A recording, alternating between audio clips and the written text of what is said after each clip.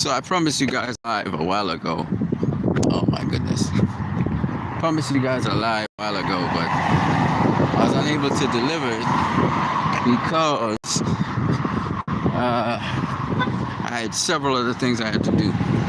But we're gonna just suggest a little bit of boxing.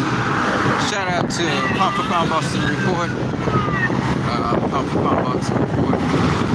I just want to talk a little bit about boxing right now. So, David Benavidez may be going up to 175 pounds to face Dimitri. Forstic. His first name is, I can't remember what it is. Alexander Gavorsik, I think it is. Which is a good fight. But the thing about it is, I think I would love to see him face David Morrell. Shout out to Pound for Pound Boxing Report, which I was on last night. Which I wasn't on the program, but I was in the chat, leaving my comments on the stuff. And yeah, I think David Morrell versus David Benavidez is a much better fight, and definitely pay-per-view worthy than Gavorsik versus David Benavidez. Another good fight would be David Morrell versus Demetrius Andrade, or even David Morrell versus maybe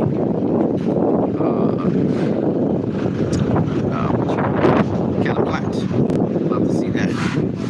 Those are all now 168 pounders. Of course, the anticipated fight that everybody would want to see, and that would be a big fight, would be Jamal Charlo versus Caleb Plant. So Jamal Charlo versus Caleb Plant would be a really good fight to see because of what happened, the altercation, and the fact that Charlo hit his get back for that altercation. So Caleb Plant versus Jamal Charlo would be a good fight. Canelo versus Jamal Charlo, I don't want to see. Of course, we all want to see Canelo versus David Benavidez. That's the fight we want to see. We don't see no Canelo versus Jaime Munguia, or Canelo versus what's the guy, Edgar Berlanga. We don't see that. We don't want to see that. I don't care about that. Those are not fights that are going to make a lot of money. Maybe the Munguia fight might make some money, but that must hurt. But the Berlanga fight, the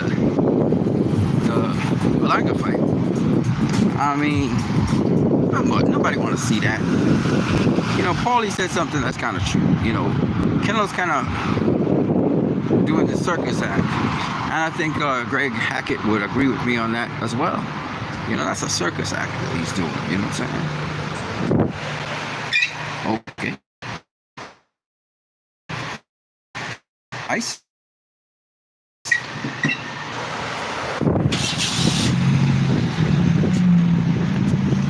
Yeah, it's kind of more like a circus act kind of stuff that they do. You know what I'm saying? Yeah, man.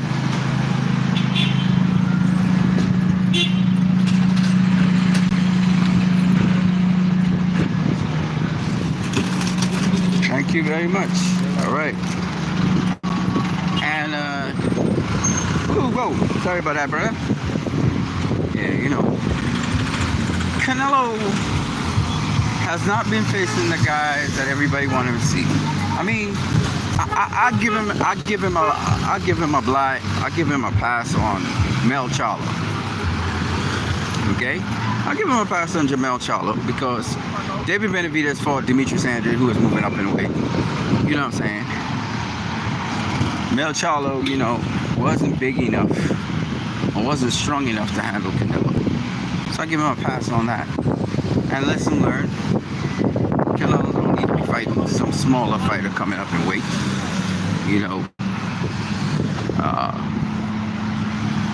For the the first time, at least against him. Which is why I'm another reason why I'm not really hot up on seeing him face Jaime Munguia.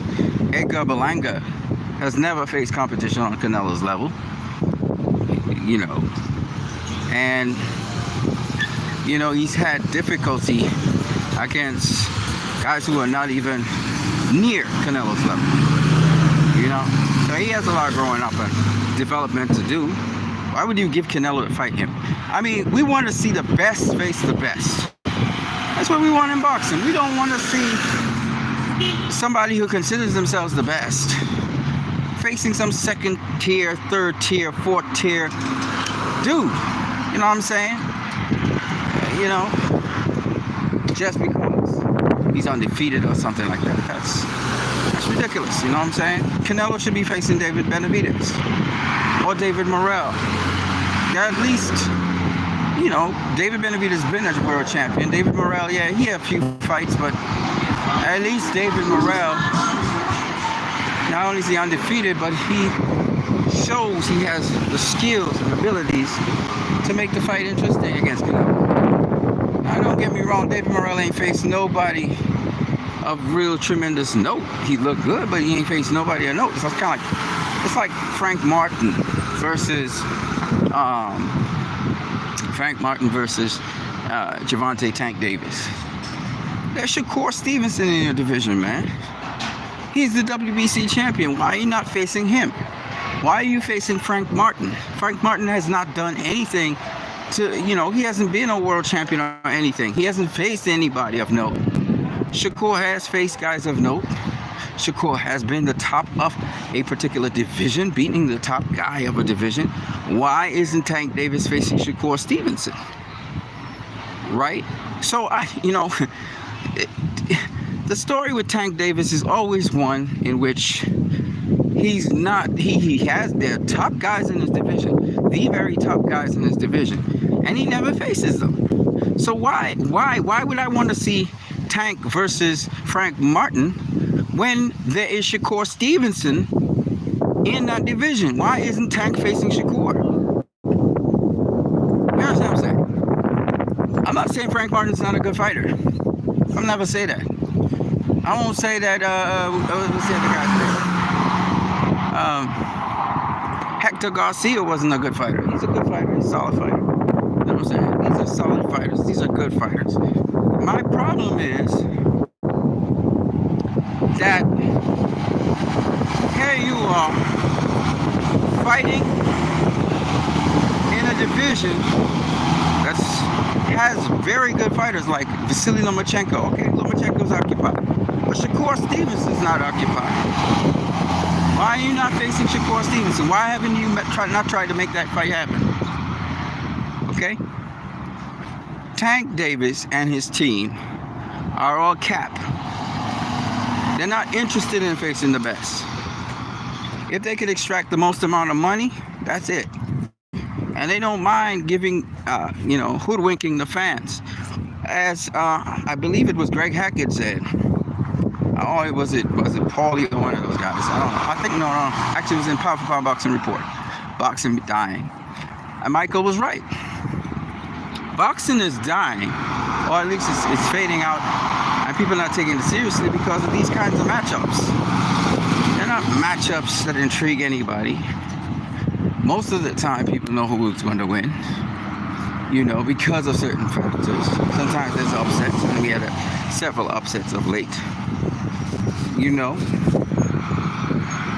Telling me that Tank Davis don't need these guys to make money means absolutely nothing. It's not about needing or not needing a person to make money. It's all about facing the best that's there. Because when you have a solid resume, when you've built a solid resume where you've actually faced the best, your money will go up even more. Okay? So,